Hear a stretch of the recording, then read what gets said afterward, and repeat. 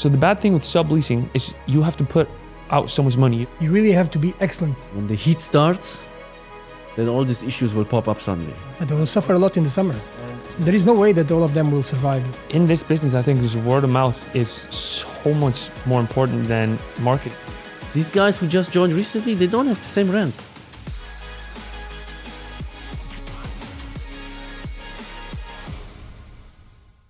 Today on the podcast, I got two major holiday home operators here in Dubai. They've been in Dubai for almost 10 years. They're the owners of First Class. And Rohala and Luis, thank you so much for coming. Thank you for inviting us. Yeah, thank you very much. Exactly. Yeah, so I want to tell you a little story before we begin. So before I came to Dubai, I was always looking at, Airbnbs in Dubai, seeing if this would make sense, if I could, sublease apartments and have them profitable. And I always came across your apartments. And I always knew it was your apartments because you had almost every one of your apartments has a PlayStation 5 in them. That's correct. Right? So I always saw that PlayStation 5 and I knew it was your apartment. Actually, we started with PlayStation 4 first. Yeah. Oh, really? Yeah. Oh, yeah. And then for all the new apartments, we have PlayStation 5. And then we also replaced the PlayStation 4s in the apartments. So did you switch them out? Like you took the PlayStation 4? Yeah. Why did you do that? Why didn't you just leave the 4? We thought that in the pictures, so it's all about the pictures, right? Yeah.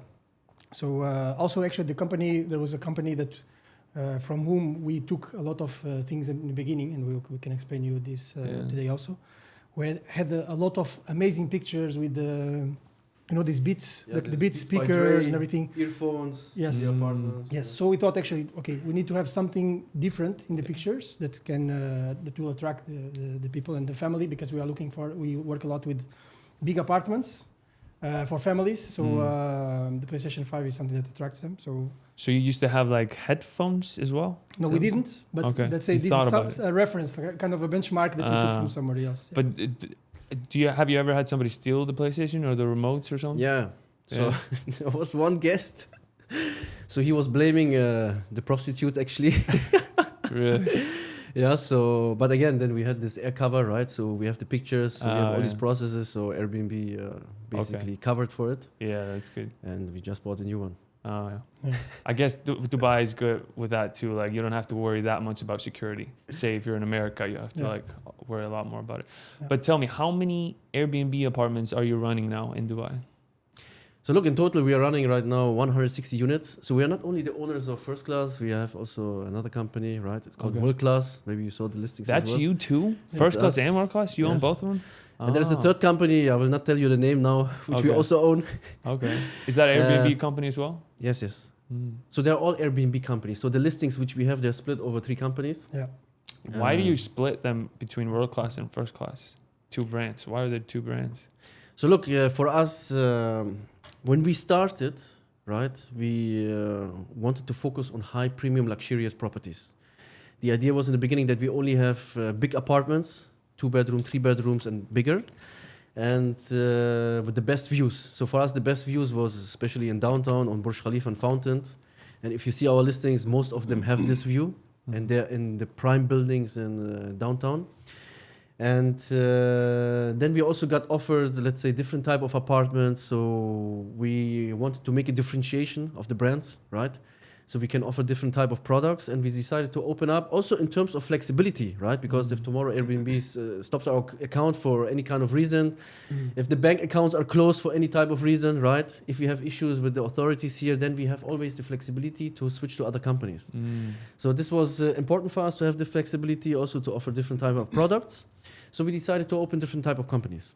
Makes sense. That's the reason. Yeah, I think it's very important, this thing with the reducing the risk. So if you have all the listings are in one account. So it's one profile, right? So if by any reason you are banned, I don't know, something happens with some guests or you are banned or something, and all of it goes, right? All the reviews, thousands of reviews goes with it, right? So I had this happen to me in Iceland once, where my handyman actually went into an apartment where there was a guest already. And the guest was obviously super spooked because somebody just went into their apartment. They complained to Airbnb, and Airbnb shut down my account for a couple of days. And, thankfully I got it open back again. But that shows like having like at least 2 accounts. Yes. Yeah. like diversifies the risk a lot. Yeah. Yeah. Yeah, we're fully dependent on Airbnb, right? Well, we have not only Airbnb. I saw in your videos you have only Airbnb, but you are also expanding to Booking. Yep. We do have Airbnb, we have Booking, we have other channels as well, but they don't really bring much revenue. Mm. It's mostly Airbnb. I would say 2/3 Airbnb and 1/3 Booking, maybe. Okay. But if one of them goes, it's a big impact. Yeah. So these apartments that you have, are you subleasing them like I'm doing, or are you managing for other people, or do you own them? What's the split? Mix. It's a mix. Okay. So I would say we have maybe 30 apartments that we are subleasing, and the rest is all managing for other people. Yeah. Did you start subleasing or? Yeah. Yes, look, so we started in a period where the holiday home market was actually in a crisis. So we started in Corona, right? Where half of the companies ran away overnight. Yeah, and literally they ran away. So basically the landlords were there without getting their money. Oh. Even the companies which were managing apartments ran away. There was a big scandal. Even there was a company which was doing kindly a Ponzi scheme. So basically they were managing apartments, getting the NOC, paying the landlord, one check, or actually 4 checks, for a higher market price. Then they were going to other tenants, offering the same apartment for a lower price and 1 check. Oh. So they created this snowball effect, right? And ran away with like 300 million dirhams. So to clarify, I know a lot of people don't understand this. So they rented apartments from owners, paid them 4 payments over the years. So they only 6. Or 6. So they only had to pay like 2 months or 3 months up front. Yeah. Then they rented it to another person and had them pay the entire year up front. Yes, for a lower price. And for lower than the market, so they would be attracted to do that. Wow. And then they just transferred money to, India or whatever and ran away. Yeah. That's crazy. Yeah. And they would do this like in a chain, right? So with a lot of people at the same time, and then they just... Yeah, more than 300 actually. Wow. And the landlords, since there was a valid ijari, right, tenancy contract, they could not kick out the tenants. Yeah. So the holiday home business was a very bad shape. We had big difficulties to get apartments. Nobody wanted to rent to us apartments. Yeah. We offered 40% more than the market rents. Wow. And they didn't give them to us. And we had to fight a lot. So people don't realize this today, right? They think it's so simple. They think it's easy money, right? But honestly, when we started doing this business, the reputation was very bad. Nobody trusted anyone. We even offered 1 checks, and people didn't want to give us the apartments.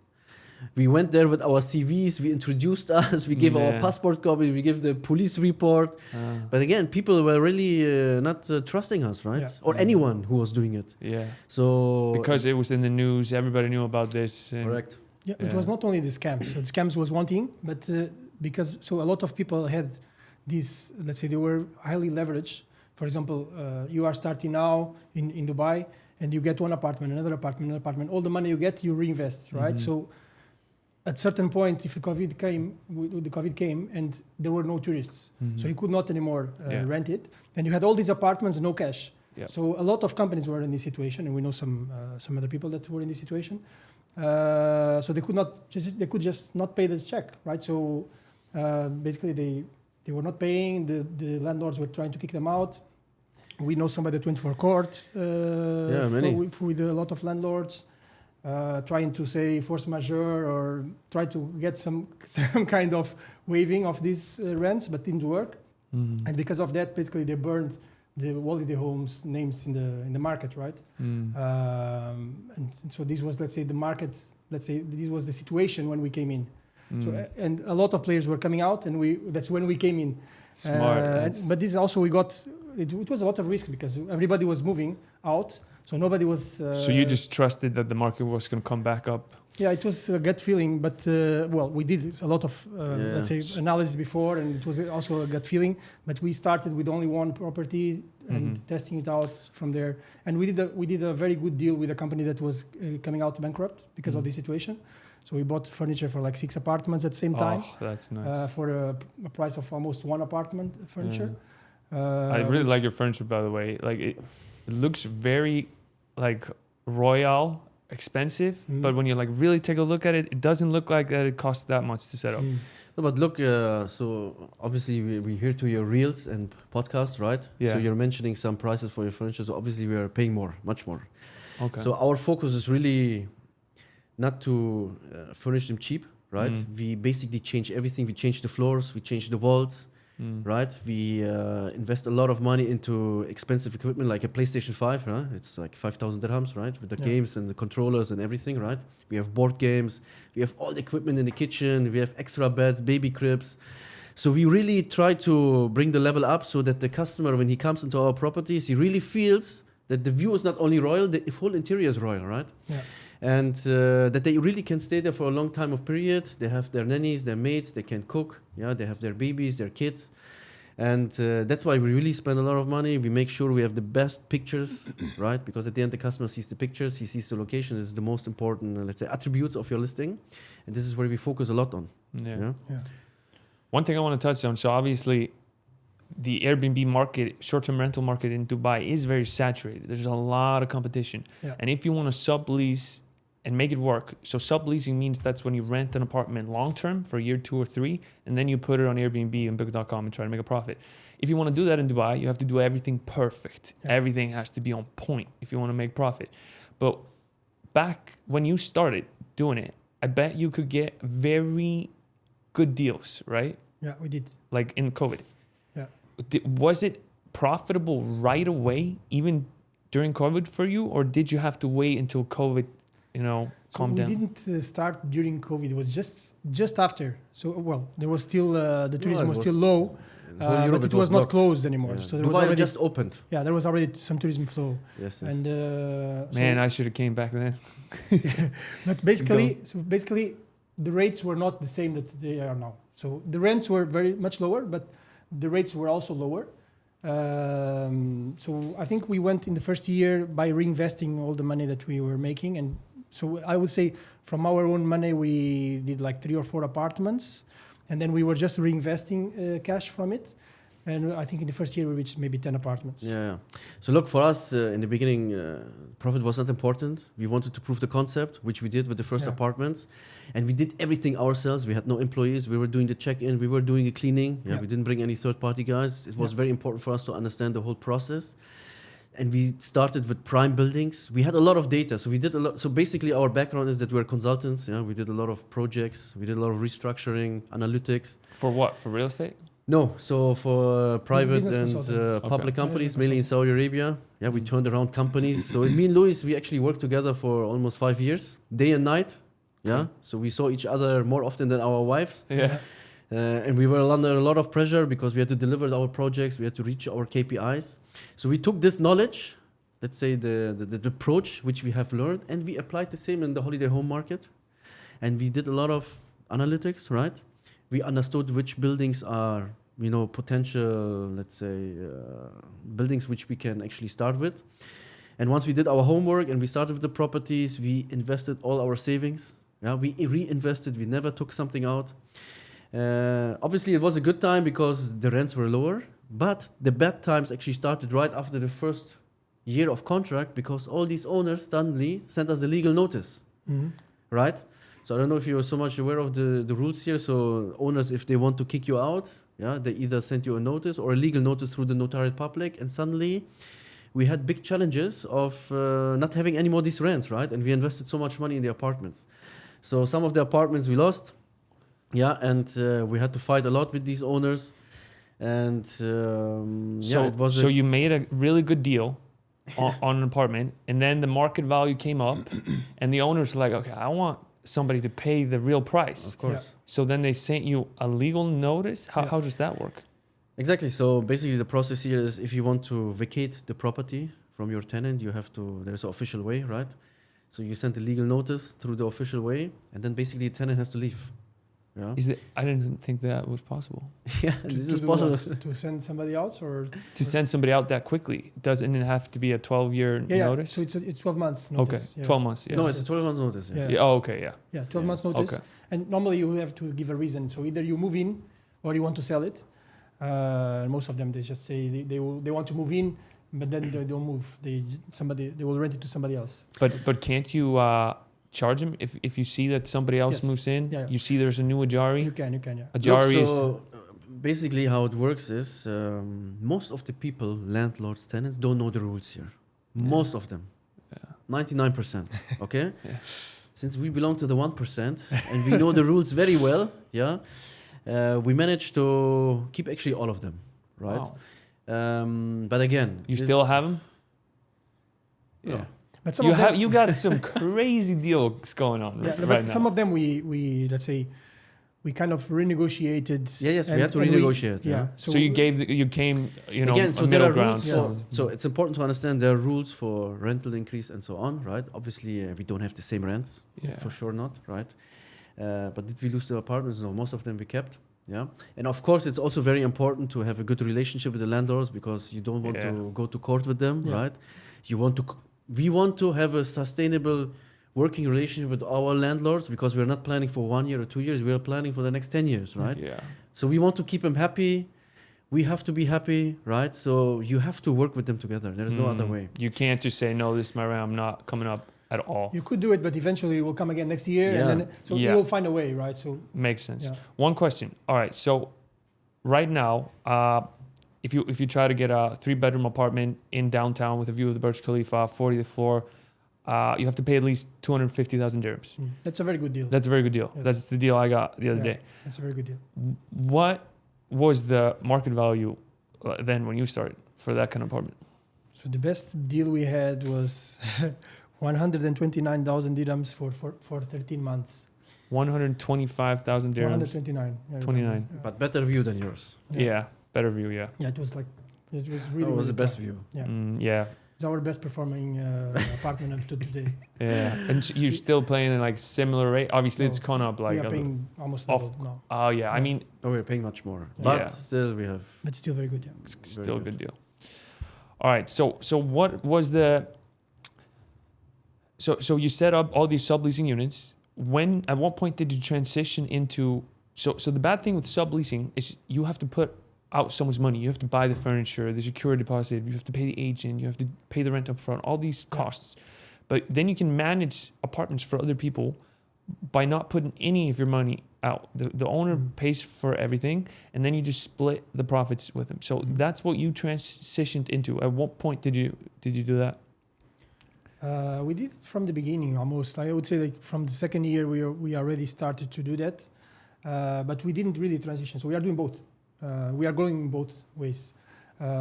But if you want to grow faster and there is not enough cash, this was a way of growing faster, basically.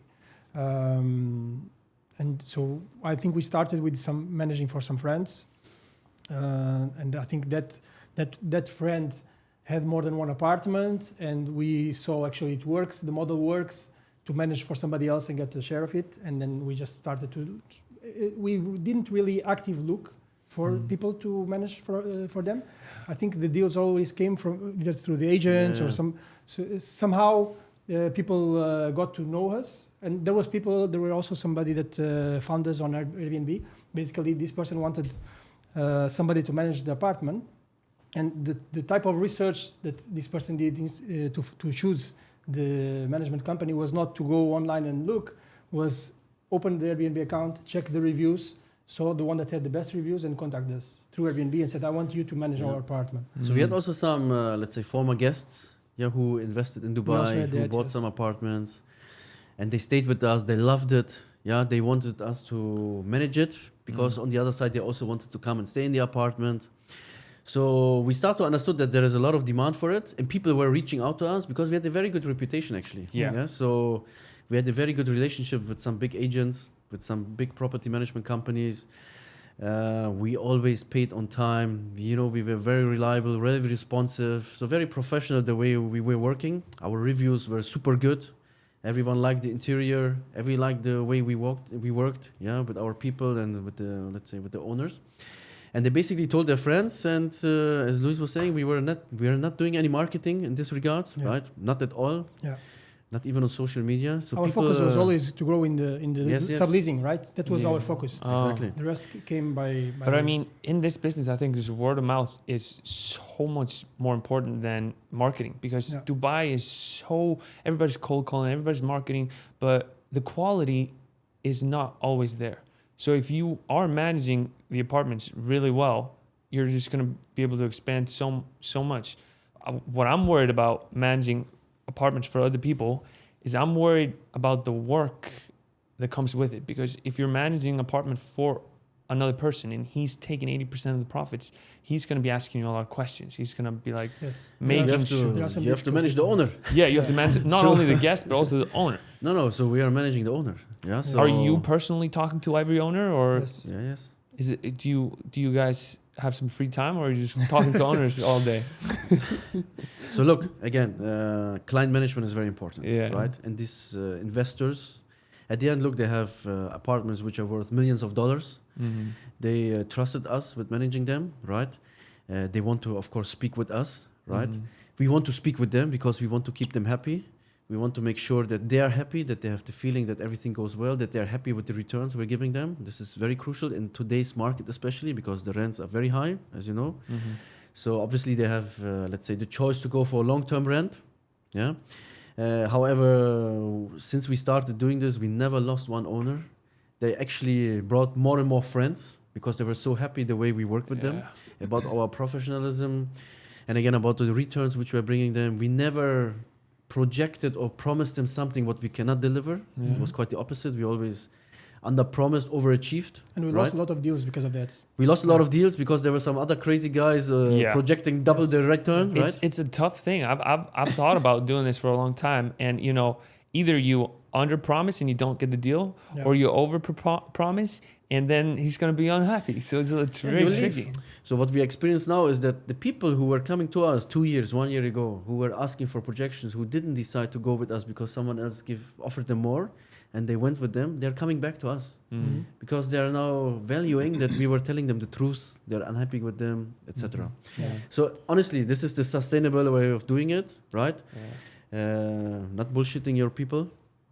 And so far it worked very well with us. And one of the ways that we use to convince people is if they approach us and we give a projection and then the projection is lower than somebody else because most times they go and check several companies, is that basically we just share with them our Airbnb profile and you can see the reviews. So for example, in World Class we have an average of 4.95, I believe. 95, yes. That's really good. Out of 800 reviews. Yeah. That's like crazy. Yeah. That's really First class, So- 4.89 out of 3,000 reviews. Yes. Yeah, you guys are doing very good. Yeah. I saw it right away. Even before I moved to Dubai, I always looked at your apartments. Yeah. So this is basically what differentiates us, right? So if our argument to the owner of this apartment is, if we have these reviews, how can somebody else do more money than us? So the reviews will be reflected on your revenue, and Makes nobody sense. can. We promised you this, or we not promise, but we project this for you. So if somebody gives you 50% more, 100% more, most likely they are not being truthful, right? So that's the argument that we try to use. Yeah, and we have many clients, more and more actually. Daily we get 3-4 calls, about people who are not happy with their current providers. Yeah, because you see it a lot. There's a lot of companies that are not maximizing the revenue for people. There are so many companies, really, they just grow. They grow unhealthy. They grow in all areas of Dubai. We also don't do that, right? So we will not take anything. We focus on the areas where we know. We focus on the buildings where we know we can deliver. Yeah, if there is something, if there is an apartment, I don't know, in Dubai Land or something where we don't work, where we know, or in JVC, for example, we are not taking these apartments. Yeah, we That's tell the good. landlords, guys, listen, there are other clients or other operators, you can work with them, but we will not take in our portfolio. That's good. Yeah, and this links with one thing that you were mentioning about. There are a lot of players now in the market, right? And every time more. And some people, for example, watch your YouTube, your Instagram channel or YouTube, and it seems easy, right? So a lot of people will come in and try to do it, and this kind of overcrowds a specific segment of the holiday homes, right? We are trying to not play in that segment, so we are not playing that segment. For example, you gave the example of the PlayStation. That's one example, but all the details and the reviews and our locations and the type of apartments and the view, we play in the luxury segment. So so far we did not suffer from this overcrowding of the mass amount of apartments that you have on a little bit lower segment, which there is so much competition. So we are in a place where so far we did not notice yet. The revenue for some of the apartments has reduced this year. Some of them stayed the same. Some of them went up, but we didn't really feel like a drop on it, even though there is much more supply of apartments in the market, much more. So it's a huge amount of apartments that came in new with the new players. The demand didn't really follow, so a little bit more, but we didn't really feel it because we are playing. Let's say At a our different competition. game. These are not our competition so far. Okay, let's talk about it a little bit. I know you mentioned it before that, like on my Instagram, I worry about this too. Like sometimes I make it look very easy. What I'm doing. What do you guys think about that? Yeah, look, so obviously we're watching your reels, right? And I think what is happening is that people get the wrong impression. Yeah, and this is my honest feedback. So it seems very easy. It seems like easy money. I mean, you show that you have done this revenue, you have this rent, and you made this profit. Obviously, if you have knowledge about accounting, right, there are much more contributors how you project your P&L, right? You paid for the furniture, you have to depreciate it, you have your trade license cost, your visa cost, right? You have the DTCM fees. There's so many costs contributed to this, right? And we have to remember that we are in the peak month right now. We have December, January, February, March, which are the best months, right? Then we go into the summer season. And the market, as Luis was saying, there are a lot of competitors. Honestly, December normally is one of the best months, right? This year it was not good, yeah, because of many factors, also of the war, I guess. But again, there is too much supply in the market, and every day more people are opening it up. We can see it in the buildings where we operate. There's every day somebody new, yeah. But we know also one fact, because before Corona it was the same situation, right? And then the bubble burst actually, and people ran away, and then we had a lot of unhappy landlords again, right? And I think we're going into a risk that this might happen again. And people who have rented recently or who have rented 1 year ago for rents which were crazy, I don't think that they will survive for a long time, because the revenue is not increasing. They will suffer a lot in the summer. Yeah. And the revenues are actually going down because competition is very high, right? Yeah. And there is no way that all of them will survive in the summer. No, people will reduce the prices. Yeah. I mean, at the end, we will reduce our prices to get the bookings first, right? Then our competitors who have less reviews, worse reviews, they will suffer even more. Yeah. Because we still have the good rents. Yeah. These guys who just joined recently, they don't have the same rents. Mm-hmm. Yeah, so I think long term we are running it in the right way. That's why we are also checking. So I know there are buildings for 250,000, 280,000, 300,000. But before we go and rent this kind of apartment, we really, even now more than before, we're triple checking it, right? If it's the right decision to invest our money there, because there's a lot of cash. You have to pay so you have to pay the security deposit, right? You have to have the agency fees, you have the first check, then you have to furnish it, you have to make the pictures. Until it's live and you get your first booking, you already have invested at least $100,000. Yeah. So this is a potential very big risk, and really have to be careful what we do. Yeah, and I think that you really have, because there is so much new apartments, so many new apartments, you really have to be excellent. And if you are not excellent, so this is also important. Maybe even if the message that comes from your channel is that it's easy. I don't know if it is how people see it or not, and everybody will go and try. I think it's important for people to know, if they are going to invest their own money and with the savings and everything, that you will have to dedicate a lot of time. You need to be excellent, because the competition is so hard, and there are so many players. As I'm repeating now this part, that if when it comes to the summer, half of the apartments will be empty, at least half, right? Yeah. So if it's someone's apartment will be empty, either yours or ours. So some apartment will be empty, right? So you need to be really excellent to be able to. But your cost will not reduce, right? It will be the same. Yeah. It might even increase because of the AC and stuff. AC. And don't forget, the quality of the buildings. You have seen it. I think you're in Damak, right? Yeah. It's not according to European standards, right? Yeah. Especially when the heat starts. Then all these issues will pop up suddenly. Yeah. Really? Yeah. Like what? AC problems. Yeah. ACs are not working, not cooling down. You have all the water pipes breaking. Yeah, you have all these sicknesses which are not there in the winter. They're all hidden. Yeah. But then they pop up. And then you have the guest inside. You have to manage him. You still are expecting a 5-point review. Yeah. It's tough. Yeah, but this, what you're talking about, I share the same worry. It's a tricky thing for me because I want to be able to share my journey in like a positive way, but I also know that I am making it look easy, and I don't want to do that because this is so hard. And if you don't have significant amount of Airbnb experience, like and you're just full-time obsessed with maximizing your revenue, and that's the only thing you focus on, you're not going to make money. You're going to break even at best. So I do worry about this a lot, and I try to take every opportunity that I can to tell people that in my stories, in the description, in the podcast, everywhere. Although it is hard to like put that in the middle of the reel, you know what I mean? Yeah. So yeah, it's a tricky thing. No, people have to be careful. Look, it takes us. We have a big team, right? Who's taking care of the operations. We have very lean processes, because again, our background is different, right? We thought about it a lot. We're trying to deliver the best customer experience. However, we are very hands-on up to now, right? Every review goes through us. Every single review, right? You can imagine 160 units. What do you mean every single review? You check every review? Yeah. We check them personally. Yeah. And then we talk to the team about it if you're not happy, right? So we are very hands-on on this. Obviously, if you have 1 or 2 units, I mean, it's easy. Maybe easier than having 160 units, right? It's a completely different ball game, right? And then if you're in different locations, you're not in the same building, right? You have all these challenges with the traffic. You have to bring laundry somewhere, towels. You have to bring a technician somewhere. You have to bring a cleaning team somewhere, right? The guest is not happy. He wants to cancel. You know, Airbnb supports the customer all the time. We had cases where people paid 40,000 dirhams. We gave them an early check-in. They slept. They woke up 10 p.m. They took pictures of the apartment. They raced it to Airbnb, and Airbnb gave them back their money and canceled the booking. And they ran away. Yeah, so we experienced all of this. Yeah, because Airbnb again supports the customer more than the host. Yeah, I don't know why.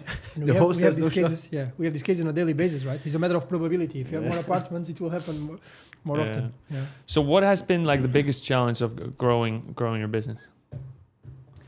I think the biggest challenge. I mean, why? For example, have you came close to quitting? Have you came close to like going bankrupt? What is like the biggest challenge? No, we didn't come close to go bankrupt, but there were instances where we had to invest more money from our own pocket. One of the reasons was, for example, what Raoul was saying, that it came to the summer and we underestimated it. And then we need more cash. This happened already 2 years, I think. Last year. You underestimated the summer last year? Yeah. Wow. Well, we underestimated the amount of cash we were going to need in that period. Also because one of the things you do is we have the checks, as you explained also. So we have the checks. If you have 3 checks or 4 checks, they fall in a specific month and is a rent for 3 or 4 months. Yeah. So as we grow, it's difficult to synchronize that every month you have the same amount, right? So sometimes you have peaks of rent and sometimes they are in the summer where you have less revenue. So it's also a risk, right? So it happens, for example, I think for us, September is a very difficult month because normally it's lower revenue as well. September, it's the lowest month for us in revenue already 3 years in a row, I think. Yes. September. Really? So July and August are better than September? Yeah. Wow. September is very bad. Yes. Wow. So September, there are several factors. So that's when the school starts again and everything, right? Yeah, school starts. So everyone comes back from vacation. It's very humid in Dubai. Super humid. Yeah, nobody wants to stay there, right? Yeah. And I think there is no vacation in Europe in September, I guess. Yeah, so I don't know. So every business you go to in September is the lowest month. Yeah. But then it starts in October, right? Yeah. But again, cash flow, even though we are so long in the business, even though we are so strong in certain things, we had, let's say, the privilege that we, had a lot of money, that we had also other income sources, right? So we pumped in again our own money because, again, we were believing in a concept. Yeah. We believed that we can become the best ones in the market and the biggest ones by doing things differently than others and by putting so much effort into it, right? Yeah, for example, the example you were saying about the reviews, we really do. So on a monthly basis, I go through every single review that we have across all the portfolio, okay? And I see what is not 5, and everything that is not 5 is not acceptable, okay? So that's how we manage with our teams. So if it is a 4, or for example in booking.com, if it's a 9, that's not acceptable for us, okay? So we target, and we have a commission-based, performance-based system with them and everything. We target like excellence, as I was saying. And if there is a review which is a 4 or a 3, we go through the review, we understand what is the remark from the guest, and we take an action from it. And then we have an action log to make sure that this is solved as soon as possible, and that, so it's not just, we don't just talk about it. There is a proper action to solve it and make sure it's not repeating. Yeah. And then from here we also learn for other apartments. So we do this for every single review, every time, every month. Yeah. That's really good. Yeah. Could you explain like just the day in your life? What are you like? Just a typical Tuesday. What does it look like? Look, I think in the morning when we wake up, normally what we do is, so Louis actually, so we have split our roles a little bit, right? Okay. So I'm more taking care of operations. Louis is more taking care of, let's say, the pricing, right? Making sure of the occupancy, that all our apartments are fully booked, they're priced on the right level. We make sure that we are getting your first bookings before you. Yeah. So this is what Louis does, right? What I normally do is I check all the Airbnb messages if they were answered, or booking.com. I check the calendar. I go into the office. Yeah, I check with all the action points which we have. We have 160 apartments, so there are a lot of actions, right? We get a lot of requests from the owners. We check that we have worked on them. You know, that the locks are done, that the maintenance crew, the payment, the bills are paid, and so on. So there are a lot of day-to-day activities which we make sure that they're up to date, that we're not missing anything. We're getting all the time new apartments. We have to list them. We have to furnish them. We have to make the pictures. So it's kind of redundant, let's say, the activities, right?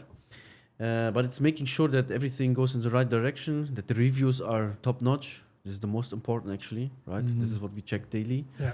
And apart from this, we make sure that we grow further, right? That everyone is happy, and we're becoming soon the biggest ones here. Yeah, I can see it happen for sure.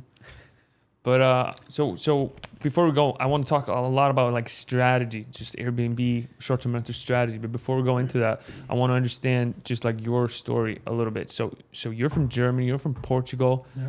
What did you guys?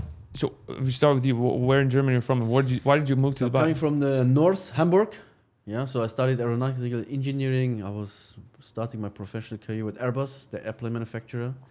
So we started so many Emirates A380s or Airbus A380s to Emirates that I started to understand where is Emirates actually coming from. Okay. I didn't know this place before, to be honest. So I got the opportunity to work here as a consultant for a boutique consultancy firm. So I was doing consultancy for 7 years. This is where I met Luis.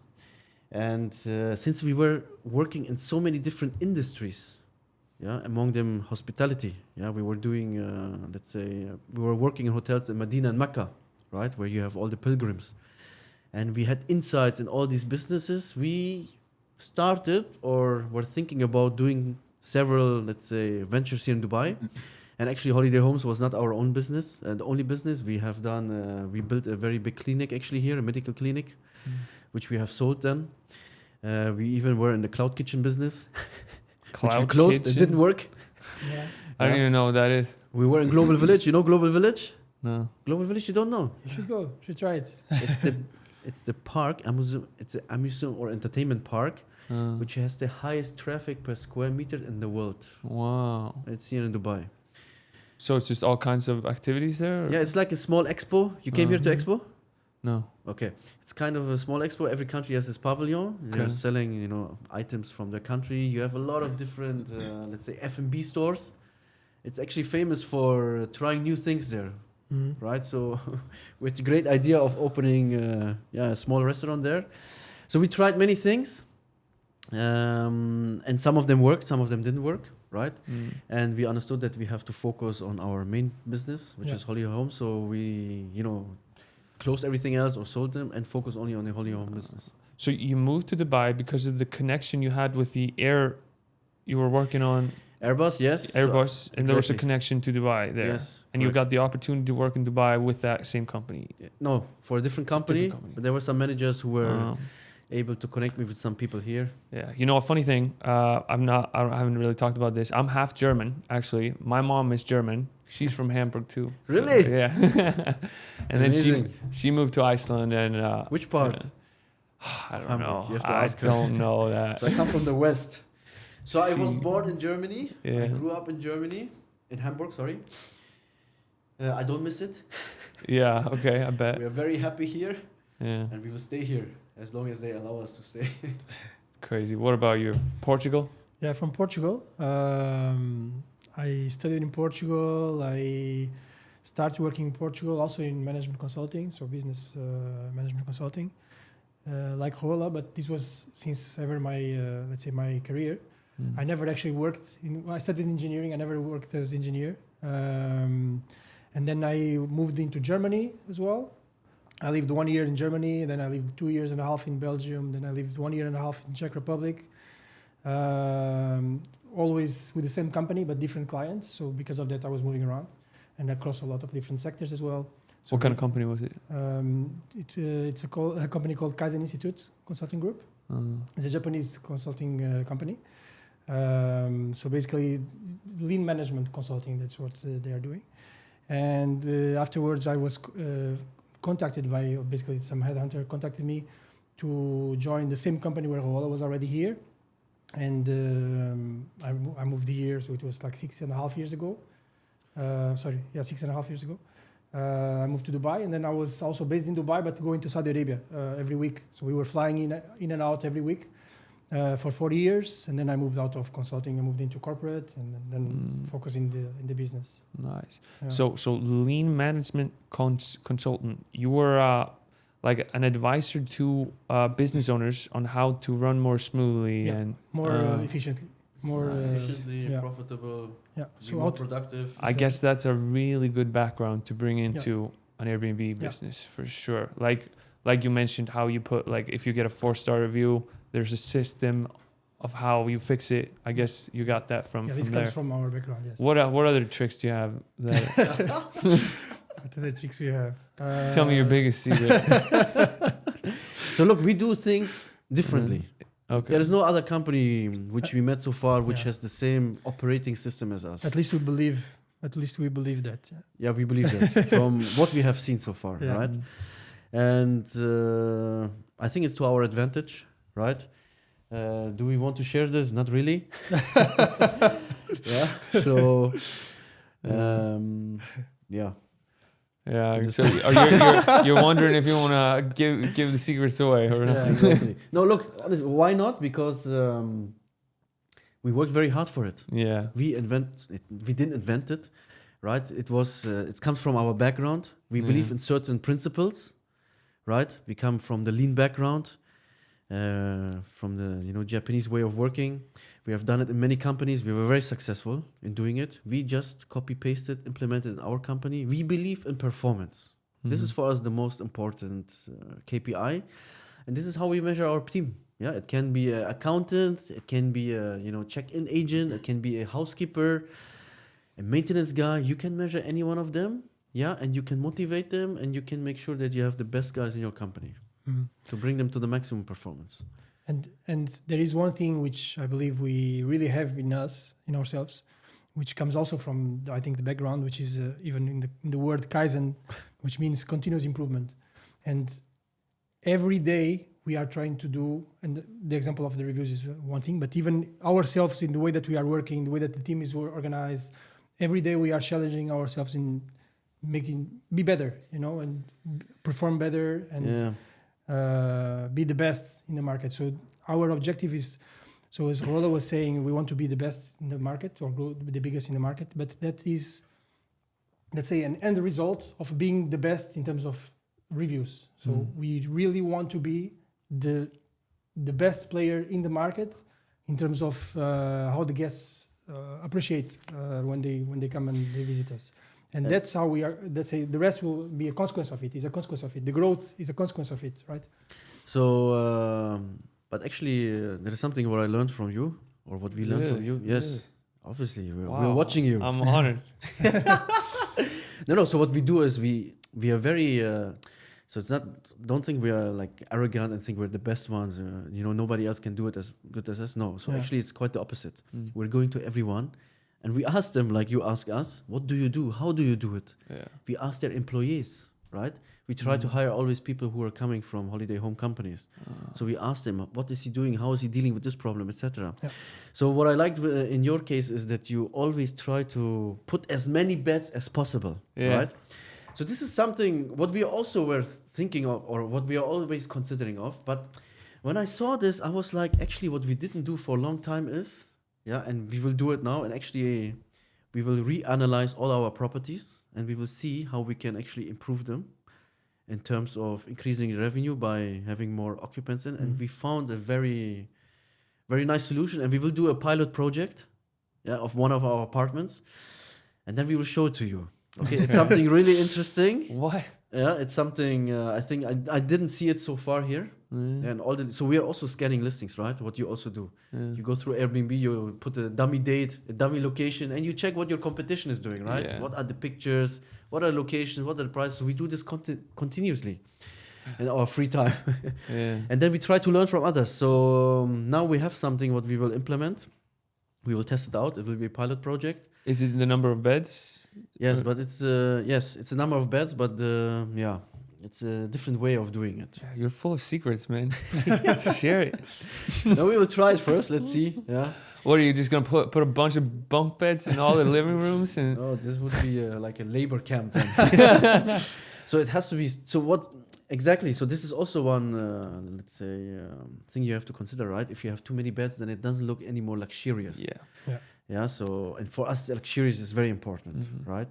Obviously, having a lot of, let's say, tenants or guests is important for the review for the revenue. However, it should not lose, let's say, the premium level. That's true. Otherwise, we move into the balance. other segment, and then it's the way we don't want to play.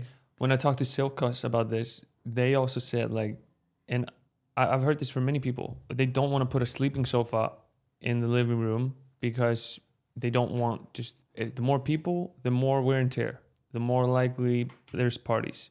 They don't want to put like 2 queen size beds in one bedroom because it's more wear and tear, more likely that there's party, worse guests. What do you think about this issue? You think this is true or? Look, so many of our, especially apartments where we manage, the first concern they have is not the revenue, it's not the occupancy, it's about, let's say, the condition of the apartment, right? Since we focus on premium luxury, right, we have very high prices, we normally don't get this type of guests. We are filtering out. Actually, in the beginning, we did some trials. Yeah, we had we tried different type of price classes, and we had different type of guests. And these people also made problems. So we decided to go for the premium people, right? To have premium prices, so we get a different type of customer. And honestly, in this 4 years we're doing it, we never had a really bad case where something was really, broken. Yeah, we had only this one case where a PlayStation 5 was stolen. There was one customer who broke the TV, but that's it, right? Yeah. Why, if it happened once with 100 apartments, it's like obviously that's gonna happen. Yeah. But again, because we focus on this, let's say, group of customers, right? It's our target customer group. Now, obviously, if you have, let's say, cheaper apartments in terms of furniture, in terms of location, you will have different type of customers. True. Right? And these people potentially are more likely to make problems for you and for the apartment. Yeah. And these issues that you said, they are not really because of many beds. It's not. So it's not a consequence of many beds. For example, the PlayStation and the TV was not because of that. So in terms of the beds, yes, we always try to, let's say, maximize the number of beds in a very, let's say, stylish way, not to lose the taste or the touch. And we have also double beds or 2 double beds in a master bedroom where we can fit it, right? We have done it from the beginning, and people actually like it. There is no complaint, right? We put sleeping sofas if possible. We've put floor mattresses if possible. And so on. I don't see sleeping sofas very much in your apartments, but I do see that you, like, because sleeping sofas can be very ugly sometimes. But the way you do, you put up this square often, which is very beautiful. It's like 2 sofas and then 2 chairs, and then a mattress in the middle. Why do you decide to do that over a sleeping sofa? Because of that reason. So when we, in the beginning, were looking for sleeping sofas, there were not many options for us in the market. They all looked ugly, really ugly. But since we have our own interior design team and we grew to a certain level, we even, we have customized furniture. So we make it possible. Oh, so you actually do have a sleeping sofa in some of the apartments? Yes. That do look good. Well, so when it comes to furnishing new apartments, do you have like an in-house interior designer and then in-house people that set it up? Yes. How much does it cost you to furnish a 2-bedroom apartment? Oh, for us it's expensive. Actually, I don't know how you get so cheap rates. You know why? because the interior designers just want me to tag them on Instagram. That's why I'm But getting I such good reached out deals. to the same designer. Yeah. So because you're tagging her, right? Yeah. So I reached out to her, Mm. and actually my experience with her was not good. First of all, she was not very responsive. Which one? This Indian lady, no? Yeah, Kiana Furniture. Yeah, this Yes. one. So I don't know. So look, for us, we are. Yeah, so if you want to get something done, it has to happen on the spot. Mm-hmm. Yeah, so we are not. We're coming from different backgrounds. Yeah. So if you call somebody, we want something, it has to happen now. Yeah. And we have an interior design team. Yeah, and we are very happy with them. I think I have to get into that too. Tell me, so say if I was to hire an interior designer, how much would I have to pay her? Like 8,000 dirhams a month, something like that? No, Less? more. More? So Why look, we more? have somebody very strong. She's an architect. She studied in Germany. Yeah, so you have to pay a very good salary because look, she's continuously furnishing apartments, upgrading existing apartments, right? Bringing new designs, yeah, standardizing them. And she's the most important person in our team, right? And she's the most efficient one even. Yeah, she sets up apartments within days. And having somebody like her in our team, she brings the value, right? She's also managing the whole installation, right? So exactly. So she she's sets it up. not just actually. designing. Yeah, she manages everybody who is coming, painting, preparing the grass in the balcony or whatever you need to do. She manages everything. Yeah, Basically, we give her the she's move-in replacing permit. that job, She yeah. starts. She Yeah. comes back with the photograph session. So That's amazing. So you And try. sometimes even apartments that are already furnished from some owner that wants us to manage it, and it's already let's say luxury furnished. We still send her there. She goes and says, "Okay, actually, we should put a light here, and we should put something there and there." Yeah. So let's That's improve for the really- pictures, right? So this is and the owners also like good it. with- Actually, they love it. So in the beginning, they're like, "No, I don't want to invest. I invested so much." So when they meet her, when they see her, when she talks with them, She she's very convinces them. professional, right? They see the Yeah. seniority. She's very strong. So Yeah. people change their mind. They do it. They're very happy. yeah. Yeah. So you tried Kiana Furniture one time? No. Yeah. So the thing with these furniture companies, I think it's just very hard to run these furniture companies because people are so demanding. Everybody has their own, opinion and that, and they're handling so many people. It's just very hard. I've worked with 2 companies, and I've heard people complain about both companies. Yeah. I like both companies. I think when you're working with these companies, you just have to also be easy to work with. You can't be too demanding. You have to, and not complain about everything. You have to be, easy to work with because then they're going to be easier to work with as well. Yeah. But what I realized is when I reached out to them, Yeah. I realized that actually they don't know how we work. They don't know our standards. Right, I realized this because when we have our interior design team and we give them the move-in permit, she knows what we want, right? I don't have to explain her. She thinks like us, right? And this is what I realized when I reached out to these companies. Yeah, so they were giving me some quotations, some furniture, which I was not happy at all with, right? It was not fitting to our, let's say, expectations. And I realized that I have to explain it to them, right? And I don't have the time actually. Yeah. So, and I'm wasting time because I'm losing days, and every day is, it's a revenue day. So, we scrapped it actually. Yeah. That's a good call. The having an in-house team makes a lot of sense. I think having these interior designers makes sense for me because they give me a big discount because I tag them on Instagram and stuff. But honestly, the way you have it that makes the most sense for sure. Depends also on the scale, right? So Yeah. if you Yeah, have of course. 5 apartments, 6 apartments. Yeah. Yeah, look, in the beginning we didn't have this. Yeah. Exactly. We were doing it ourselves. Yeah. You were just like IKEA putting it together yourself. We were going to Dragon Park, IKEA, Pan Emirates. food. Man. In the Look, beginning. honestly, we were staying in the apartment at 7:00 in the morning. Yes. Yeah. That's how it starts for everyone. Yes. That's Yeah. what I did in Iceland too when I started. Yeah. Yeah. Yeah, Crazy times. that one, yeah, we have a picture. So because we bought this furniture from this company that we were saying, and so they got bankrupt.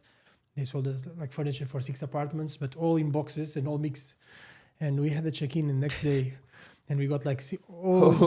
We had all like 60 the- boxes. Yeah, it was like I don't know how many, but it were a lot. So we were unpacking everything, and then we had to pack again because it was not everything for one apartment; it was for many apartments. So we had to pack again. We were until 5 or 6 a.m. listing it. In the morning. We were like doing an inventory check. Yeah. And I remember in the first times also when we were doing the check-ins, that there was a guest waiting downstairs, and I was vacuuming, and you were like downstairs with the guest. Waiting. And you were, need to wait. Yeah. Like hold it down. Yeah, it's In crazy. the beginning was funny. It was. Man. So what about the pricing strategy? You obviously use price labs. Yeah. Everybody uses price labs that knows what they're doing, or some kind of software. So what kind of, like, people have very different strategies, and none of them are correct. There are many ways, to do it. So what I see the biggest difference from people is I see some people focus on just have super high prices out in the future and mostly focus on getting booked, last minute within the last 2 or 3 weeks. And then other people like myself, I like to get booked a little bit into the future as well, especially for the low season. Where do you see yourselves fit in that? Yeah, so we are closer to the first example that you gave, Okay. but not. So it's not in a way that we would not get bookings far out, but it's not common. Like we get once in a while, but mostly is last minute. So we have high prices in general, and then we start dropping the prices. Let's say 3-4 weeks before the date. We just drop it with the price labs, but also manually overriding. I override a lot of the prices to make sure that we stay, let's say, in the next 30 days that we have an occupancy above 20%. That's what let's say the indicator I look for. So for each apartment to have always 20-30% occupancy in the next 30 days. And if it's lower than that, then I manually adjust it and try to keep it always occupied at that level. But I'm not really concerned about long term because I know that we'll get booked. So our occupancy is extremely high. We have, I think we had 95% occupancy average last year. Wow. Over all the portfolio. All the units. Yeah.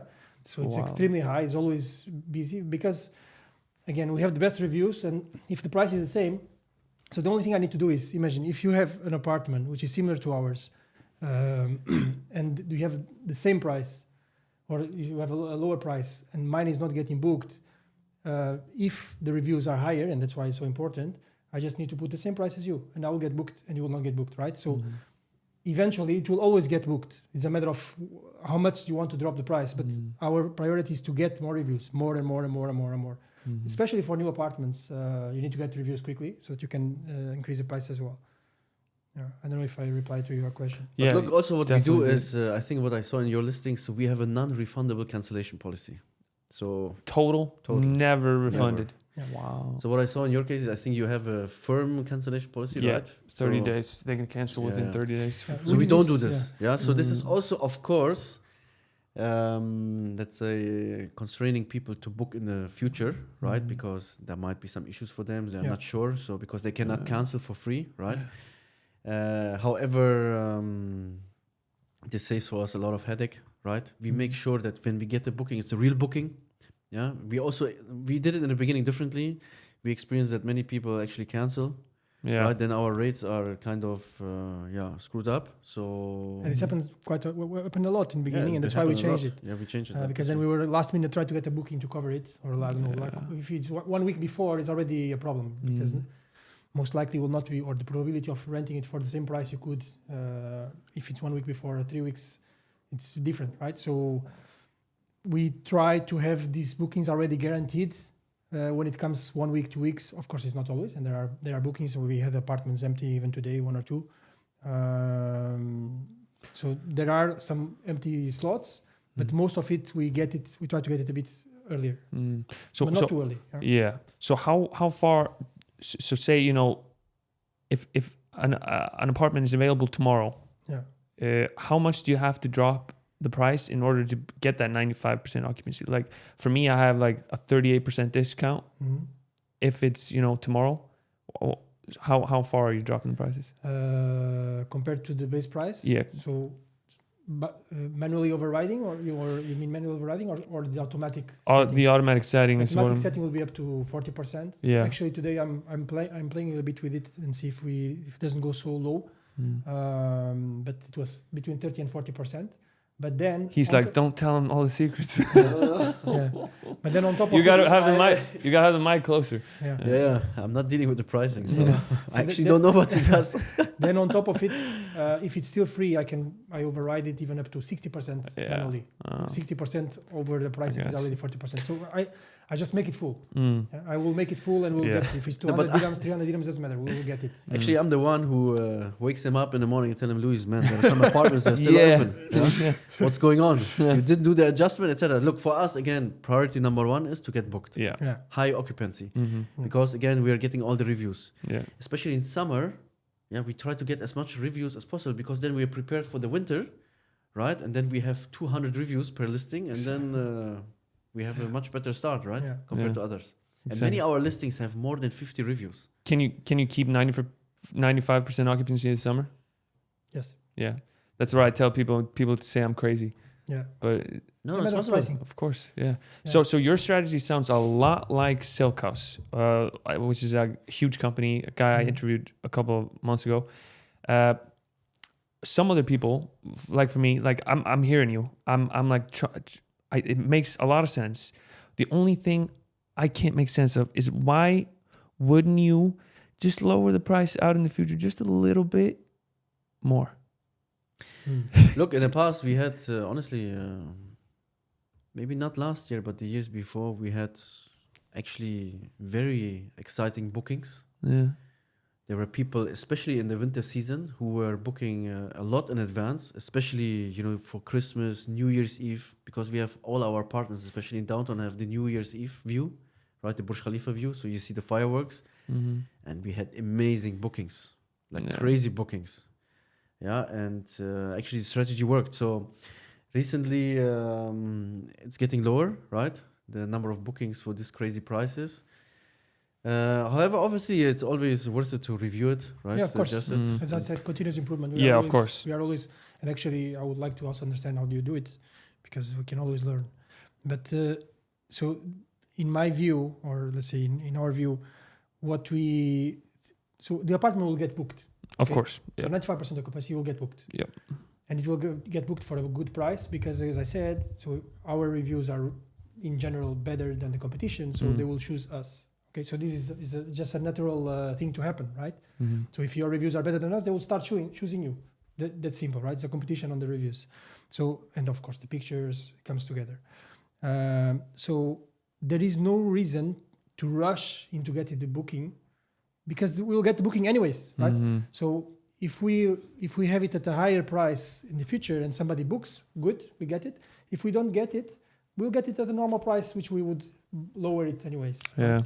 I guess for me, maybe because I'm new in the market, a lot of my apartments don't have any reviews or very little reviews.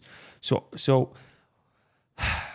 what I'm thinking is, like, if my apartment could get booked, at 1,200 dirhams, somewhere here, very close to the date, why don't I just set it, at 1,250 or 1,300, like very close to the price that I actually think it's going to get booked, because then I'm going to have a lot more time to actually get booked at that price. Because the last thing I want to do is the time comes, I get my competitive rate, 1,200, Yes. but then it's not a fit for anybody. It's not a fit for anybody, and I just have to lower it to 900. Yes. You know what I mean? Yes, So yes. that's what I'm worried about. Yes, But yes. maybe that's because I don't have, the same amount of reviews. Yeah. Yeah, no, but what you're saying makes sense, and that's why we don't have a crazy price. So the prices we have in the future are not so expensive. Okay, Yeah. it's because so let's say far out, we have a base price, or adjusted by price labs, and then as we come closer to it, Mm-hmm. it will discount 10%, 20%, 30% up to 30% or up to 40%. So the discount is not crazy, right? Yeah. So the price, if you book it with a lot of time in advance, will not be much more expensive. So it's not like we are putting the double. Yeah. Mm. So it's a little bit Just more. 20% or Yeah. something like that. Yeah. All right. So moving on. I put in my story today, yesterday, that March is looking kind of slow in the beginning of March, at least. Is that Ramadan time? March. March is We are around in that the time, beginning yes. of February. No, like I'm So you're saying, looking already on March. yeah, I We mean, don't look that far. yeah, that's, We're I not guess. worried. We look I only for the guess. next 2 weeks. Yeah. We're not Max. worried with March. Tell me, because you've been in the market so long, tell me what Ramadan is like. Is it slower? It's slower. Yeah.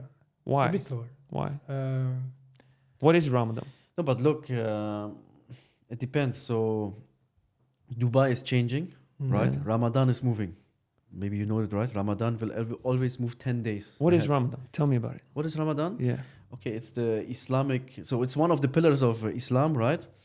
It's a month where you have to fast. So Mm. basically, from sunrise to sunset, you as a Muslim are not allowed to eat and drink, right? It's actually a time where you go a little bit, let's say, where you value, let's say, all the Islamic, let's say, policies, rules, etc., where you pray and so on, where you also do a lot of donations, where you help other people. So it's a time where you spend with your family normally. You have then the dinner at sunset. You break your fast, basically. So it's a time normally where you don't travel Mm. as a Muslim. You stay at home. Mm. You spend Ramadan with your family. You potentially go for Umrah to Saudi Arabia. So actually, we should there have a holiday home. Ramadan is a good time there, right? And then that's it. But however, in Dubai, so what has happened in the past 10 years, Dubai normally the restaurants were all closed from sunrise to sunset. The bars were closed during Ramadan. There are no parties. There are no events.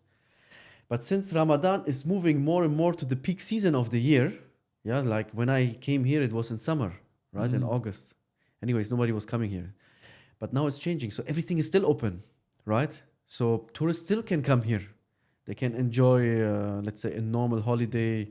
Restaurants are open. They're not closing anymore. Even bars, I think, are open, right? So Dubai is adjusting to be still attractive because it's going to the peak season. Obviously, Muslims potentially will not travel, right? But then right after Ramadan, you have the Eid week, right? Where everyone is off and then everyone comes here. That's Yeah. going to be in beginning of April. Yeah. Yes. Is Ramadan always 1 month? Yes, 30 Yeah. days. So right now it's not slowing as slow as it was before. Before Ramadan. But since Ramadan is moving, Why is Right. it moving?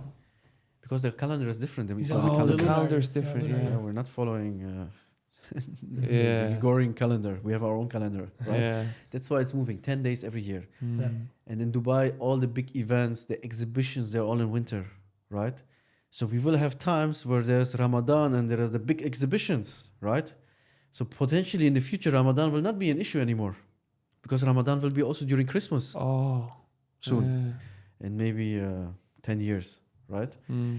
So again, I think we will feel the impact less and less. I think this year, let's see how it will work. I'm not so worried actually.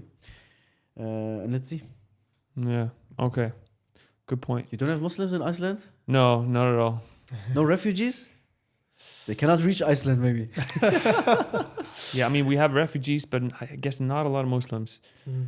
But all right. So one thing that's kind of different with you guys than what I've ever done. I've never had a partner or worked really with anyone except for like landlords. You've owned this company from the start together, right? Yeah. What do you think is like the pros and cons of doing this with a partner versus just doing it alone? Look, it depends on the partner. I think it can be very bad. It can be very good. I think in our case, it's very good. Why? I have strengths and weaknesses. Luis has strengths and weaknesses. And I think let's say what really compensates each other is that Luis' strengths are compensating my weaknesses and it's vice versa. Mm-hmm. So I think we are a very good team, to be honest. We trust each other. We worked with each other very closely in our previous job. So we know each other. We know how we have performed on projects when we had to deliver. And honestly, I started doing a business without Luis. Yeah. And I realized that actually You needed Luis. I needed him. It has a lot of disadvantages not having him, Yeah. specifically him, yeah, not any other partner. Because again, you have somebody who will challenge you continuously, right? You have this idea, but then he comes up and challenges you, or he has an idea and challenge him. Yeah. So at the end, the outcome will be super strong.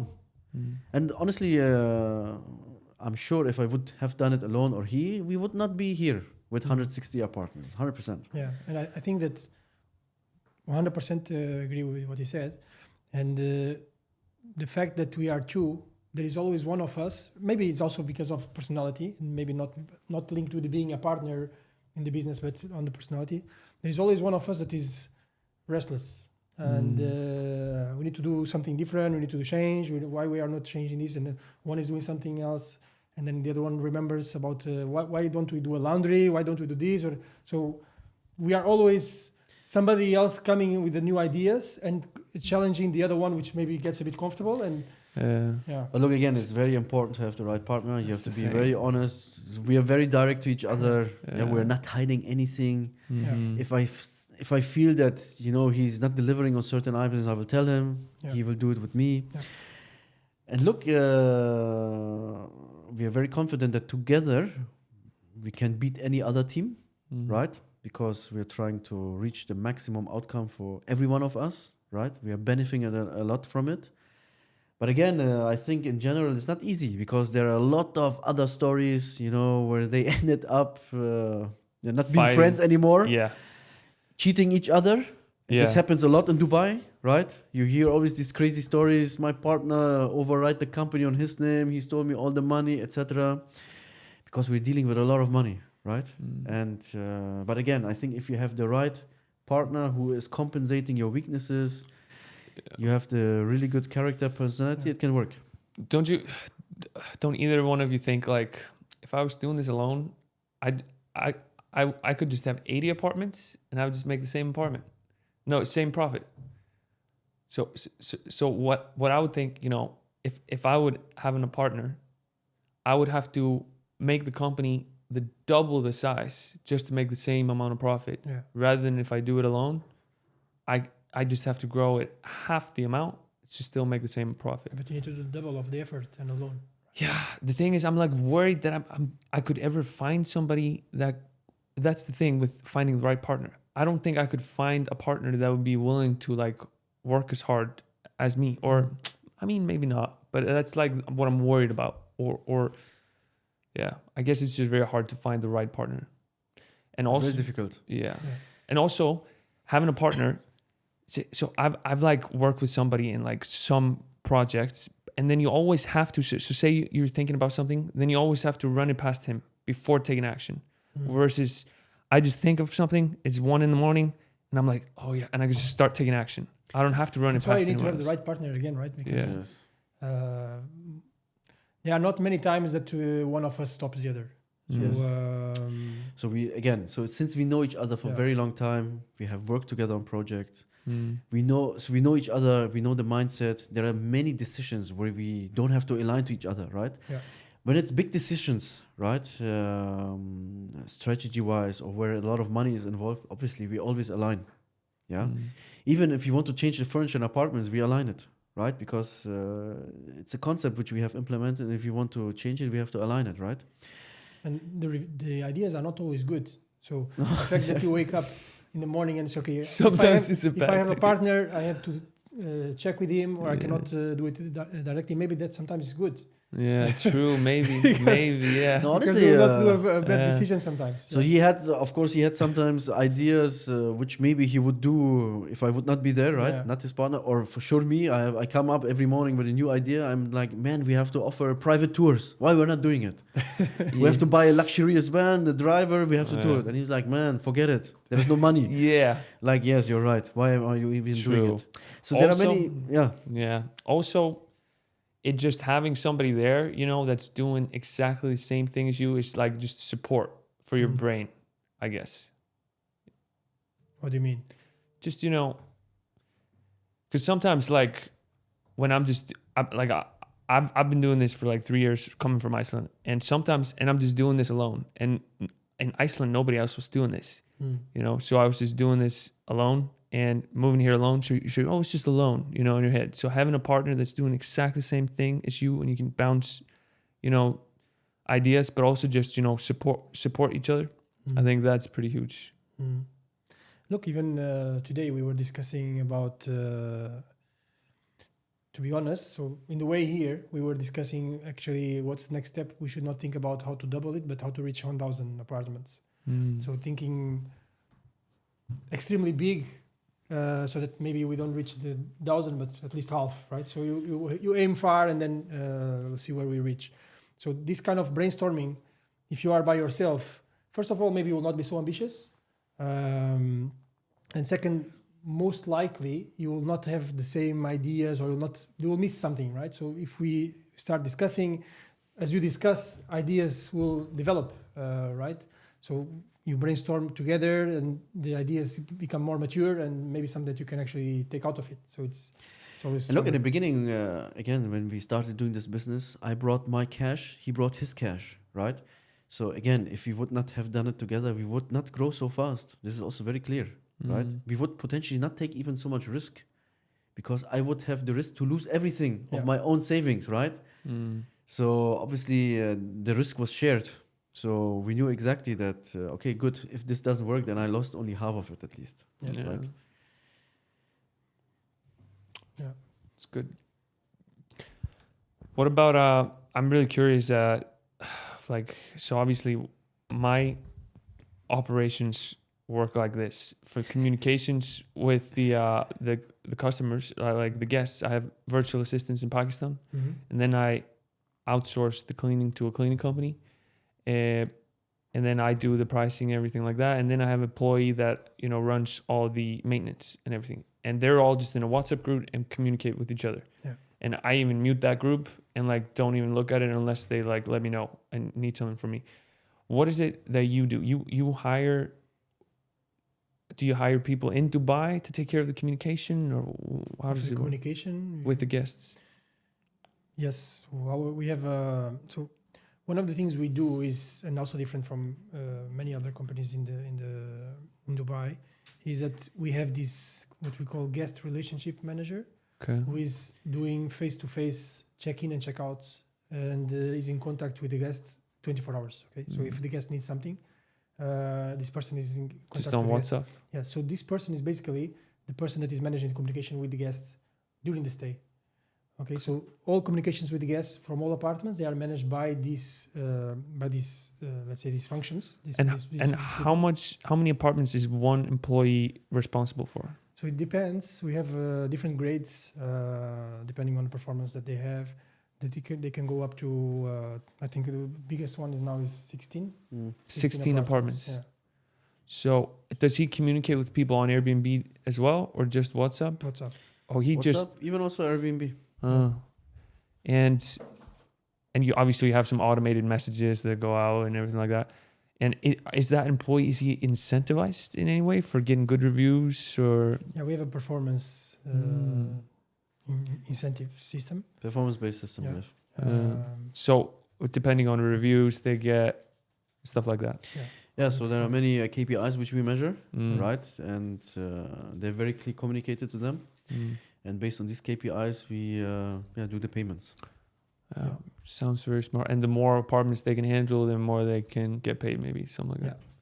Yeah, it sounds very smart. And then we have the cleaning team, which actually do a mix.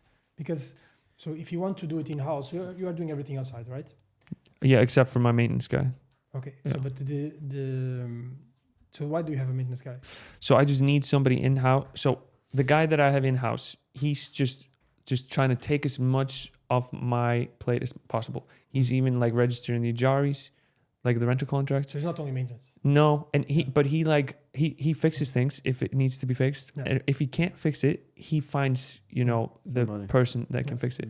Yeah. So we have similar, but for cleaning, but we have a team of cleaners. But because we have so many apartments, we have more than one, right? So, however, this team also manages outside cleaners. So we are not doing only in-house. We have also a mix, and because there is there is fluctuation of check-ins and check-outs during the week, right? As per for each day. So sometimes you may have 6 check-ins, check-outs. Sometimes you may have 15. So and it's one day just after the other. So if you size your team for the let's say the maximum, you will most likely, or not most likely, for sure, will have a lot of extra capacity in some of the days. So what we do is we size it for more or less the average, and then the peaks are covered by external companies. Oh, that's really smart. So you have your own cleaners, maybe 10 or 20 cleaners, and if it's too much volume that day, then you bring in an outsourced company. Yeah. That's really good, because then your cleaners can, just clean. They're always busy. Yes, they're always busy. Yeah, because if you would want to cover, the really peak days, then you would need to hire a bunch of more cleaners, and then they wouldn't be able to be busy all the time. Yeah. That's really smart. That's really smart. So how I'm planning to do it, maybe you have changed my mind, but we'll see. So my guy that I've hired, he's really good. And as soon as I get to like 15 or 20 apartments and he's not going to handle it anymore, I'm going to ask him to hire a new person to take half of the apartments or something. And then once we get to 30, I'm going to ask the same guy to hire a new person. You know what I mean? Because that guy, he's just so capable that I trust him to just hire more people himself, and I'll, raise his salary with time to make sure he's motivated. What do you think about that? I think you should hire. You think I should hire? Yeah, I don't think you should delegate. Yeah. But look, in your case, so who was doing the check-in? Nobody. Self-checking. Keybox? Keybox. Okay, and your customers have no problems during the stay? Not yet. Could happen though. But reviews are looking good still. Okay. Yeah, look, we don't do this. Yeah. Yeah, so... The good thing about me, I'm not managing other people's apartments or anything like that. So I can just tell you the truth. Yeah. But obviously you have to make sure everything's perfect. But even if it's your own apartment, I mean, there is the risk that, of course, something happens, right? In the night, in the morning, whenever, right? And the customer is pissed off, basically, and gives you a bad review. Yeah. So, I mean, my communication team is like available 24/7. So, and if there's a serious issue, they're going to call my employee and he's going to wake up and he's going to be able to go and handle it. But it's very rare that my communication team that's 24/7 can't handle it. You know what I mean? And I don't think you have to have a person there to check people in every time, at least not in the buildings I'm in. I guess it's the check-in is just simple. But in this region, specifically in this region, so there are a lot of Arab families who are expecting somebody to be there and help them with the bags. And, Yeah. Yeah, look, kind of especially, concierge. yes, so Yeah. in our cases, the check-in time in our case is 3 p.m. I don't know, in your case, similar? Same. Okay. People more often let's say the long flights, they arrive very early here, right? So they pop up at 7 a.m. in the apartment or in the building, sorry. So somebody has to take care of their building, of their luggage, right? Yeah. Somebody has to take care of them. And mostly because we have very big apartments, this is a group of 10 people. Yeah. Yeah, and again, they don't feel very comfortable. So they're already pissed because they cannot check in. Yeah, and then if we would not have our guys there, these guys would make a lot of trouble for us, right? And then you have the personal touch. You have somebody, and our guys, they look really, professional. We really make sure they're the best of the best. That's the same guy that you talked about before, the guy that's incentivized, he's managing 10 to 16 apartments. Yes. This is a really good model. I might go to this at some point. Because so if we are, as I said, there are several segments where you can play, right? And if you are in the luxury one, in the extreme luxury premium, and you pay, somebody come here and pays, I don't know, $500 per night, and then you come and there is a key in a box, like. Yeah. I got you. I think also it's a difference between Book.com and Airbnb, because Book.com guests, they expect more service. Yes. Because they're booking a hotel usually, they see an apartment and they're like, okay, I'll book that apartment, but they expect proper service. Since I'm only on Airbnb still, that may be the reason why guests are accepting this. You think that could be true? I don't know. Maybe I mean, for some reason, I'm getting 5-star reviews. Yeah.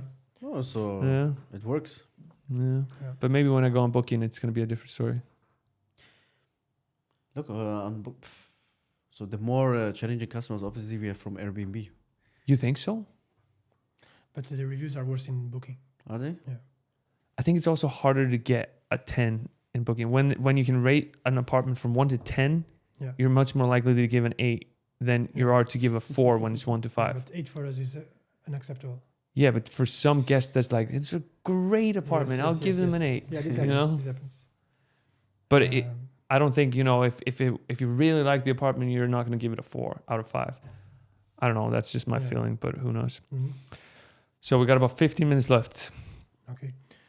Let's talk a little bit about yourself also. Actually, I was asking just before we were starting the podcast. So you had these apartments in Iceland, right? Yeah. You said 30 apartments? 30 apartments now, yeah. Okay. So why didn't you start this social media journey before? Yeah, so in Iceland, the biggest thing is just Iceland's so small. There's like only 300,000 people that live there. So everybody knows everybody, or somebody that knows that person. So it's a lot more personal. And it's a lot harder to just start posting videos. You're just going to feel more judged, But here, when I moved here, didn't know anybody. I just created a new Instagram. Nobody from home was going to see the videos. Just started posting a bunch of videos. No pressure. Nobody saw them anyway. And then, it started working. So I just kept posting. And obviously now people see it, but it's like kind of legit now. So it's like less pressure. So that was the biggest reason. But also the other thing is, Iceland's such a tiny, tiny market that if I was posting everything I was doing, both, it would bring a lot of competition. And also just people in Iceland are not very happy with Airbnb. People would just be telling me I'm driving up the market value of rentals, and they would just be cursing me. And it was just no chance of doing this in Iceland. And that was a big reason why I moved somewhere else, because I really wanted to do, something like this. Because you could even, now that you are not there anymore, your apartments are still there, but you are focused here, right? Yeah. You could anyway still talk about them, but these you don't do. It's fine. I can talk about them a little bit, but I'm not going to go like make reels about them, Yeah. So how is it going with the investor search? So I've been like back and forth with the investor search. So in the beginning, obviously subleasing is very like, you need a lot of money to do it. And I have profits coming from Iceland that allows me to grow. But I realized that if I want to grow as fast as I want to, I need investors. And so I posted on Instagram, I was looking for investors, and a lot of people were interested. I got like hundreds of people that are interested. But I wanted to just get a loan for a fixed interest, just pay them 20% every year, something like that. But all of them wanted shares in the company. They wanted 50% shares or 20% shares in the company or whatever. And I went back and forth with it, and I wasn't willing to do it. I'd rather just grow slow on my own. But what I am doing now, and I have found an investor that is doing this with me now, is how in Dubai, usually you pay, the entire year up front. Or you negotiate that you pay every quarter. So I have an investor that comes in now, and he pays the rent for me. So I can pay in one check the whole year up front. He pays it for me, and then I pay him back monthly. And that allows me to negotiate a much better price with the owner, because he gets the rent up front, but I still get to pay monthly. So it's just a loan, basically. Basically a loan, yeah. So that's how the investor search is going. How much % are you paying him on top? So if it's one check and he loans me for the entire year, it's 20%. Like the rent raises 20%. But if it's 4 checks, like I'm paying quarterly, and he lends me every quarter, then it's just like 6%, 6 or 7%, something like that. But with 20%, you will reduce a lot your profit. Yeah, but I can negotiate a better deal. Sometimes I can get a 10 or 15% lower rent. So I'm just paying 5%, You tried it before? No. I've never done a one check deal. Only the 4. Look, so Tell me. Bring it. Give it to so me. we have a lot of experience here with rentals, I want right? the criticism. Just hit me. So I don't think you will get so much discount, but Yeah, okay. the market is changing right now, right? The supply of buildings is increasing. Yeah. So anyways, rents are not increasing. Yeah, they will stabilize somewhere. We did a lot of experience. We had one guy in Downtown Views 1. We offered him to take the whole floor from him. Yeah, you remember? It was like 8 apartments. We gave him an amazing deal, and he was not interested, this guy. Yeah, because he just wanted to have this rent. Yeah, and he didn't go down. We offered him one check. It was more than 1 million dirhams. He didn't want to. He said, no, I will keep it empty. Yeah. And we had this experience with several people, right? When we told them we will give you one check, they were not ready to go down. They were like, look, honestly, if you give me one check, 100 checks, I don't care. Yeah, so the apartments which we wanted, right? Because most of the time, these people were also, they didn't have any cash flow issue, money issue. So they preferred to not reduce the rent and basically get what they were asking for, right? And they preferred to keep it empty. That's crazy. For months. Yeah, I guess you are right. I have noticed that some people are willing to discount a lot for one check, but most people just rather get higher rent for 4 payments. I definitely agree with you. Right. And since when we started doing this right after Corona, it meant people were desperate. There were not many tenants. Dubai was shrinking, right? People were going out of Dubai. So we have now the complete different situation. Yeah, I think this year we had more than 100,000 people moving to Dubai, right?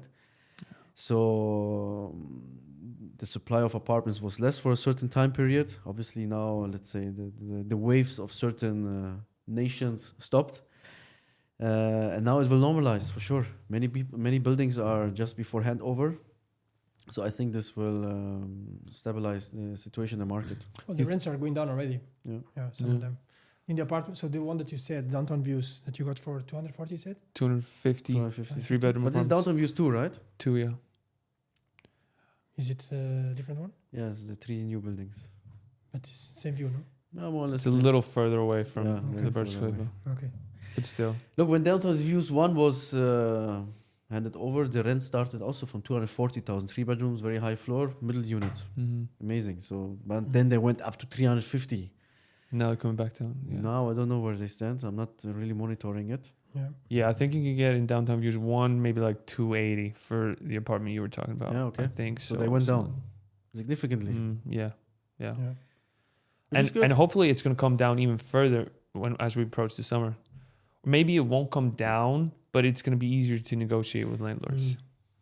Right? There is, so yes, I think that the rents were a lot inflated because of almost, as you said, in Iceland. So there were a lot of people trying it out and renting it for higher rent, thinking that they can get the return. And now they are coming back, and especially people that is not even subleasing, but owners that instead of renting for long term, they give it to companies like us to manage it. And then the return is not higher or is even lower than what they could get long term because the rents went so much higher. So now these people are going back. So there are a lot of cases of holiday homes that are losing, let's say, owners, landlords, that they are losing these apartments because they are going back to long term. So it means these apartments are being again put back in the market, which opens again, let's say, more competition in the market for long term, which makes the long term rent going down. So I think this is already an effect that we can see. Yeah. For sure. Yeah. So you do a little YouTube videos. Yeah, I started. You do them all in German. Why don't you do them in English? Yes, so look, in Germany, I don't know how it is in Iceland, but in Germany, what I have observed is that the political direction is going, from my point of view, in the wrong direction, right? Especially this region is, in Germany, is the people talk, or the politicians, the news, the media, they talk very bad about this region, right? Like the Middle East? Middle East. Yeah. We felt it a lot during the World Cup in Qatar. Yeah. Yeah, so Yeah, I don't felt know. that too. People talk a lot about human rights and other stuff, right? Which is not true. There are a lot of YouTubers in Germany who share wrong information about Dubai. So since I'm 10 years in Dubai, I know the market. I own my own apartments. I started several businesses. I'm successful. I have my family here. I experience a lot of people, a lot of stuff. I have a good network. I started creating YouTube videos and talk about my journey, actually. My private journey, how I started coming here, and try to give them very transparent, authentic information. And I focus only on Germans, right? Because the Germans are misled, right? I mean, if you want to check it in English, there are many people, I guess, who are doing it, right? But specifically in German, because many German, especially elderly, don't speak English, right? Yeah. So I reach out to them, or they reach out to me, actually. They contact me. They want a lot of advice. Yeah, people are interested to invest here. So we are helping them basically to invest here. We are managing the properties. So it actually kind of develops into a good... You get some business from it. Yeah, exactly. Yeah. So I get a very good feedback, actually. So I will continue doing it and try to be, very objective about Dubai. Give them the pros and cons. I compare it constantly with Germany. And there are a lot of pros and a lot of cons, right? So I try to be as honest as possible. Yeah, exactly. Why do you do it? Social media? Yeah. Or what are you trying to achieve with it? So I've always been just watching a lot of real estate guys in America on YouTube, just like Grant Cardone, Ryan Pineda, Pace Murphy, and all these guys. And these guys just continue to preach that, everybody lives in their phone. Everybody's on their phone constantly. So that's where you want to be. You want to be like in front, of people. And even though you don't get a lot of views, it's like your business card. It makes you so much more credible. Yeah. But if you are, getting views and you're growing a following, it opens up so many possibilities. Like just right now, I'm getting cheaper furniture. I'm like real estate agents really want to work with me because I'm going to tag them on Instagram. It's like I'm getting a lot of help from other people. Like I post a problem I have in my story and I get DMs like, do this.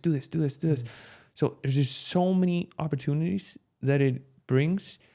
And honestly, like I don't know exactly what I'm trying to achieve, but I just know that it opens up so many possibilities, and I'm just gonna try to grow it, continue to grow it, and like to grow it is not really the goal. The goal is just to post good content and consistently, and then hope the outcome is gonna be great, and then we'll see what happens. And I'm just sure that it's only going to bring good things.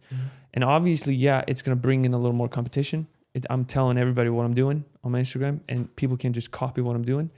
And it's going to, maybe I'll make a little less money because of it, but I'm okay with it if I'm growing my audience, because that is so valuable in the long run. Like I might make a little less in the short term or in the medium term, but in the long term, I think it's going to be so much more valuable. Yeah. So are you planning to monetize it somehow? Do you have any thoughts about it? So like, I think if I would create a course or something like that, it would sell like crazy and I would make a lot of money. But, I think it's just, I'm just worried about two things. I'm worried about, the amount of work it's going to take. And I'm also worried about, how ethical it's going to be. Because I just know it's very hard for people to succeed in this here in Dubai. So I don't want to like be making money out of people trying to copy me and me knowing that they're probably going to fail. It's just kind of hard to do. But I'm thinking like maybe in the future, I'll create some kind of community where people just pay $50 a month, and it's just like a community where I have like a Zoom call once a week and I answer all everybody's questions, and I bring in maybe like really smart people like you guys to have like a Zoom meeting or something. I don't know. It's just we'll see what happens. But I'm not focusing on that right now. Okay. How was it? So you start the channel from zero, right? Yeah. Because you said you didn't even want people in Iceland to see it in the first place. Yeah. So it was zero. There were 0 followers. Yeah. So how did you go from 0 to 100? That's the hardest part, no? Yeah. So I think there's a couple of reasons. So I honestly, I like I said, the goal was just to post continuously. And I told my girlfriend at the time, I was like, if I get 1,000 followers this year, it was like 6 months, I'm like, yeah, that would be pretty good, And I posted the first video and I got like 15 followers. And I was like super happy with getting those 15 followers. And then I posted another one. And then the third one got... You didn't boost this? No. So you just post a video in a new profile without any followers. Nothing. You got 15 followers. I think there's a couple of things. Having like a little hook in your bio. Like I'm saying like I'm documenting the journey to 100 Airbnb apartments. So it's like people look at the bio and they're like, whoa, interesting. So that like increases the likelihood they're actually going to follow. And the videos I make, what I do a lot is I just look at creators that are very successful. I look at what type of videos are they making, like what kind of format is it, and I just copy their format but make it my own. So the voiceover videos I make, or the videos which is like music under and just text, or just where I'm just filming myself on the computer and I have a little hook that lets people read the description. I just copy other people but make it my own. But you said you have an editor. Or not? Yeah, I do for like the podcast stuff and some of the more complex stuff. But most of it, like where I just put my phone like this, then I just edit it myself. Yeah. And a lot of the big YouTubers in America, they say just like don't try to create content, just be the content. You know what I mean? So just whatever I'm doing, I just post that. Yeah. Yeah. I have thought also about doing something based on different type of content. So I like very much to travel, and I'm also have a target to travel to all countries in the world. Whoa. And I have a lot of content from, let's say, the countries where I've been so far. Yeah. And I did try to put some. You will check my Instagram. You'll see Yeah. I have some posts from countries where I've been, but I don't stick to it. You know, so I 1 week I put maybe 10 countries, and then I don't put anything for 2 months. So Wow. so I need this. And do you get like some views from it, or Somewhat, sorry. some views from it, like people interested? I in got it? some views, Nice. but I don't have many followers, like Yeah. 400 or something like this. That's cool. So I'm hoping. So how that many countries do you I'm have? hoping that now you will help me to. Yeah, just find some travel content creators and just Yeah. copy their style. Yeah. Yeah. But how many countries have you been to? 105. That's 103, crazy. That's so many. Yeah. All right, we have 2 minutes left. I want to end Yeah. it with if some people own a really nice property here in Dubai and they want you to manage it, how is it best to reach out to you guys? Look, either through our website, firstclassvacationhomes.com, or through our social media page, which is First Class Rentals. Nice. All right. I think the easiest is through Yeah. social media. Yeah. All right. Thank you guys so much for coming. Thank This you very was, much for it was inviting great. I us. learned a lot. Thank you very much. Yeah. Thank you.